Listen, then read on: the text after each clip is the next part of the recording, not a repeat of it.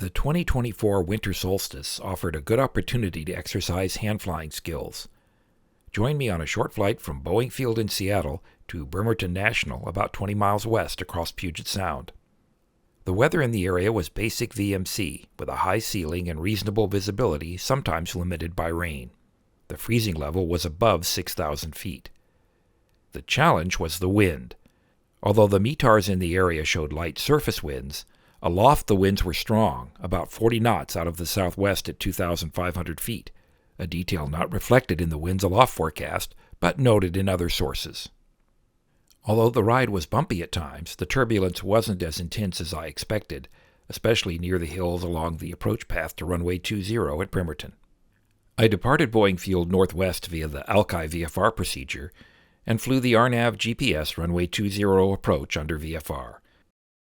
Because runway 20 is also served by an ILS with an approach lighting system and precision approach runway markings, this approach has the lowest available LPV minimums, a DA of 200 feet AGL and 1/2 statute mile visibility, matching those for the Category 1 ILS.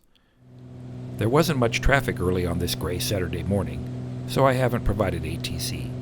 Just observe how the crab angle required to track the final approach course changed during the descent from the glide path intercept at 2,500 feet to the runway at about 440 feet MSL.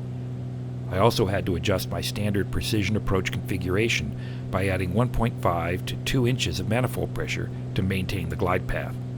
The strong headwind component meant my ground speed was about 30 knots less than the 110 knots down final on a calm day.